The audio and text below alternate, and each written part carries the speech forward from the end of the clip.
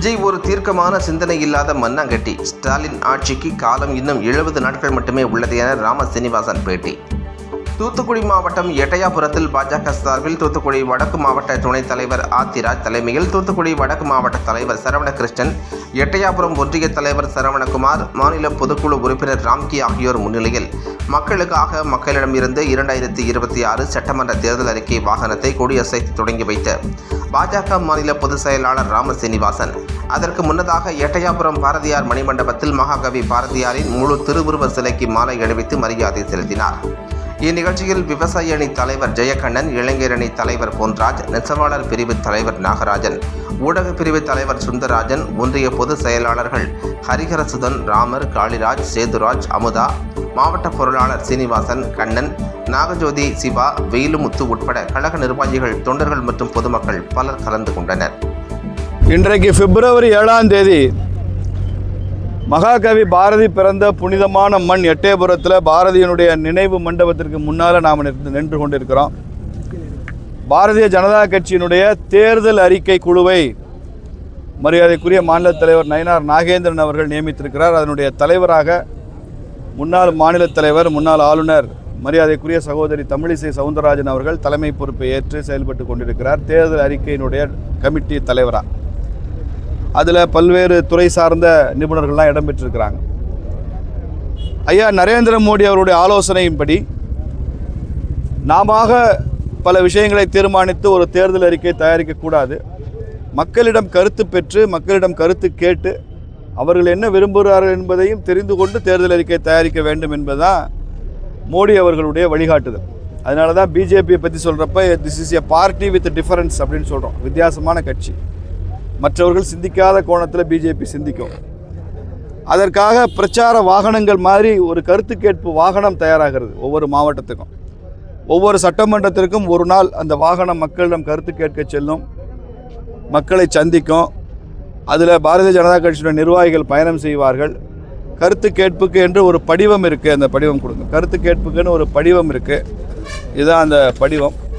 இந்த படிவத்தை மக்களிடம் கொடுத்து அவங்க இந்த தொகுதியினுடைய வளர்ச்சிக்கு, இந்த பகுதியினுடைய வளர்ச்சிக்கு என்ன கருத்து சொல்கிறாங்கன்னு சொல்லலாம். தமிழகம் முழுக்கவே கருத்து சொல்லலாம். இந்த எட்டயபுரத்து மண்ணில் இருந்துக்கிட்டு சென்னையில் என்ன நடக்கணும்னு சொல்லலாம், எங்கே வேணாலும் கருத்து சொல்லலாம். தமிழ்நாடு முழுக்க அவங்க கருத்து சொல்கிறதுக்கான உரிமை இருக்குது. இன்றைக்கி அது எட்டயபுரத்தில், தூத்துக்குடி வடக்கு மாவட்டத்தில் இது விளாத்திகுளம் சட்டமன்றத்திற்கு உட்பட்டிருக்கு. இதனுடைய மாவட்ட தலைவராக சரவணன் கிருஷ்ணன் இருக்கார். அவருடைய ஏற்பாட்டின் பேரில் இங்கே நிகழ்ச்சி நடந்து கொண்டிருக்கு. இங்கே துவங்கி வைத்திருக்கிறோம். இப்போ மக்கள்கிட்ட கருத்து கேட்க போய்கொண்டிருக்கிறோம். இதுதான் இன்றைக்கி நான் எட்டயபுரம் வந்ததனுடைய நோக்கம். அதிமுக ஏற்கனவே தேர்தல் அறிக்கையை வெளியிட்டாங்க. அவங்க இதில் நிறைய இலவசங்கள்லாம் இருக்குது. உங்களுடைய என்டிஏ கூட்டணியில் உங்களுடைய இதில் இலவசங்கள் இருக்குமா? நீங்கள் ஆல்ரெடி மோடி வந்து மக்கள்கிட்ட கேட்டுட்டு தானே சொல்லுவோம். நாங்கள் முன்னாலே சொல்லிவிட்டு நாங்கள் போய் மக்களை சந்திக்கிறோம்னா மக்கள் என்ன நினைப்பாங்க? முதலே சொல்லிவிட்டு எங்கள்கிட்ட வந்து என் கருத்து கேட்குறேன்னு கேட்பாங்கள்ல. அதனால் மக்கள் கேட்கட்டும், மக்கள் சொல்லட்டும், என்ன திட்டங்கள் வேணும், என்ன வெல்ஃபேர் ஸ்கீம்ஸ் வேணும், உள்கட்டுமானத்துக்கு என்ன திட்டம் வேணும், அரசாங்கம் எந்த மாதிரியான நிதி உதவிகளை செய்யணும்னு மக்கள் எதிர்பார்க்குறாங்க. இதெல்லாம் அவங்க சொல்லட்டும், மக்கள் சொல்லட்டும். இன்றைக்கி முன்ன மாதிரி இல்லை. ஒரு அரசியல்வாதியை விட அரசாங்கம் நடத்துகிறவங்களோட மக்களுக்கு அதிக தகவல் தெரிகிறது. அதிக அறிவுள்ள மக்களாக இன்றைக்கி இருக்கிறாங்க. விஷயம் தெரிஞ்ச மக்களாக இருக்கிறாங்க. உலகமே தெரிந்தவர்களாக இருக்காங்க. இந்த எட்டயபுரத்துலேருந்தே இன்றைக்கு ஜியோ பாலிட்டிக்ஸை ரொம்ப நல்லா பேசக்கூடியவங்க இந்த எட்டயபுரத்துலேயே இன்றைக்கி 100 கணக்கில் ஆள் இருப்பாங்க.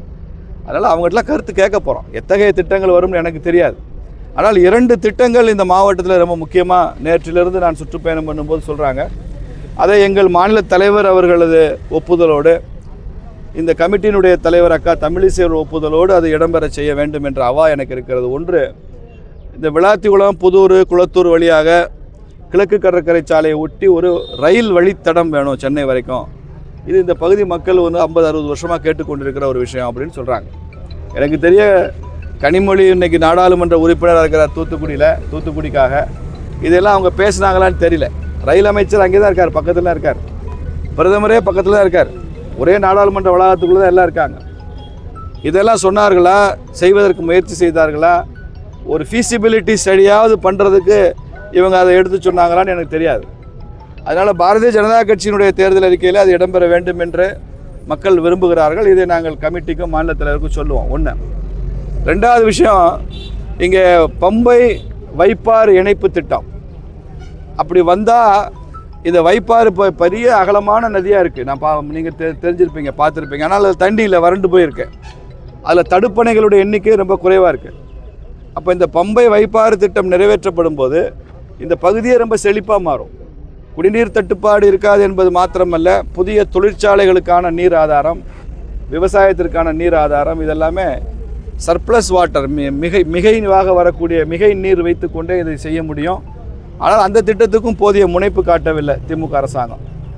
அவங்க ஆற்றுல தண்ணி வர்றதை பற்றி அவங்களுக்கு கவலை இல்லை. ஆற்றுல மணல் எடுக்கிறது எப்படின்றது அவங்க கவலை. அது போதுமான மணலை எடுத்து வேற முடிச்சாச்சு, ஆற்றையே காலி பண்ணியாச்சு. இனியாவது பம்பையும் வைப்பாறை இணைப்பாங்களா திமுக இன்னும் பார்க்கணும். ஆனால் பிஜேபியினுடைய தேர்தல் அறிக்கையில் அது இடம்பெற வேண்டும் என்று இந்த மக்கள் விரும்பி இருக்கிறார்கள். அதையும் நாங்கள் கட்சியிடம் எடுத்து சொல்லி செய்ய முடியும் என்ற நம்பிக்கை எனக்கு இருக்குது. அடுத்து என்டிஏ ஆட்சி அமைச்சதுன்னா கூட்டணி ஆட்சியா, தனிச்சு ஆட்சி, அதிமுக ஆட்சி? எங்கள் முதலமைச்சராக எடப்பாடியார் இருந்து வழிகாட்டுவார். அவர் தான் முதலமைச்சர்னு அமித்ஷா அவர்களே அறிவிச்சிருக்கிறார். அவ்வளோதான், தேர் எண்ட்ஸ் தி மேட்டர். நீங்கள் அதுக்கு உள்ளே போய் கூட்டணி ஆட்சியா இல்லை தேசிய ஜனநாயக கூட்டணி ஆட்சின்னு சொன்னோன்னே அடுத்த கேள்வி கேட்பீங்க, உங்களுக்கு எத்தனை மந்திரி இலாக்கா அப்படின்னு கேட்பீங்க. சரி, அதுக்கு ஏதோ ஒருத்தர் ஒரு பதில் கேட்குறாரு, நண்பர், ஊடக நண்பர்னு ஒரு ஆர்வத்தில் யாராவது சொல்லிவிட்டா அப்போ யாரெல்லாம் அமைச்சர், நீங்கள் ஆவீங்களா, அவரா வாரா இவரா வாரான்னு கேட்பீங்க. அதனால் இந்த ஊடக விளையாட்டுக்கு இது உகந்த நேரம் அல்ல. அதனால் அதுக்கெல்லாம் பலியாகிற தருணம் இல்லை. எடப்பாடியார் முதலமைச்சர், அதை அமித்ஷா சொல்லியிருக்கிறாரு, நாங்கள் அப்படி ஏற்றுக்கொள்கிறோம். மற்ற எதுவுமே எங்களுக்கு தெரியாது. எதுவாக இருந்தாலும் எங்களுக்கான வழிகாட்டுதல் அமித்ஷா அவர்களிடமிருந்து, மோடி அவர்களிடமிருந்து தான் வரும். அதிமுக தொண்டர்களுக்கான வழிகாட்டுதல் எடப்பாடியார்கிட்டருந்து வரும். அதனால் நாங்கள் சேர்ந்து கூட்டணியாக சேர்ந்து தேர்தலை சந்திக்கிறோம். கூட்டணி பலம் பெற்று கொண்டிருக்கு. திமுக, பிஜேபி தனியாக இருக்குது, ஏடிஎம்கே தனியாக இருக்குது. நாங்கள் 200 சீட்டு ஜெயிப்போம். நாங்கள் இப்போ ஊடக நண்பர்கள்ட்ட கேட்குறேன், எங்கேயா திமுககாரர் யாராவது ஒருத்தராவது தொண்டன்லேருந்து தலைவர் வரைக்கும் நாங்கள் 200 சீட்டு ஜெயிப்போம்னு இப்போ வாயத்தவர்கள் சொல்லுங்கள் பார்க்கலாம். இப்போ சொல்லுங்கள், அந்த தைரியமே இல்லை உங்களுக்கு. அப்புறம் ஏன் பார்லிமெண்ட் தேர்தல் முடிஞ்சோடனே 200 சீட்டு ஏன் பேசுனீங்க? ஊடகங்கள் எல்லாம் ஏன் அதை விவாத பொருளாக்குனீங்க? இப்போ ஏன் பேச மாட்டேங்கிறீங்க? ஏன்னா பிஜேபி ஏடிஎம்கே கூட்டணி வந்துருச்சு. அப்புறம் என்ன சொன்னீங்க? அடுத்த ஸ்டேஜில் நாங்கள் தான் ஆட்சிக்கு வருவோம்னு சொன்னீங்க. இப்போ டிடிவி அண்ணன் உள்ளே வந்துட்டார், ராமதாஸ் அண்ணன் உள்ளே வந்துட்டார், அன்புமணி ராமதாஸ். இன்னும் கூட்டணி விரிவாக போகுது. இந்த மாத கடைசியில் பிரதமர் தமிழகம் வருகிறார், மதுரைக்கு வருகிறார். அப்போ இன்னும் புதிய கூட்டணி தலைவர்கள் மேடையில் இருப்பாங்க. இதெல்லாம் பெரிய அதிர்ச்சி தரும் தகவலாக இருக்கும் ஸ்டாலினுக்கு. அதனால் உங்கள் திமுக ஆட்டம் காலி. திமுக ஆட்சியின் நாட்கள் எண்ணப்படுகின்றன. பல பேர் ஊடகங்கள் எழுதுறீங்க, இன்னும் தேர்தலுக்கு 70 நாள் தான் இருக்குது, 80 நாள் தான் இருக்குது, 75 நாள் தான் இருக்குன்னு நீங்களாம் எழுதுறீங்க. உண்மைதான். ஆனால் அதில் ஒரு ஊடுபொருளாக ஒரு செய்தி இருக்குது. ஸ்டாலின் ஆட்சிக்கு காலம் இன்னும் 70 நாள் தான் இருக்குது, இன்னும் 75 நாள் தான். தேர்தலுக்கு இத்தனை நாள் இல்லை.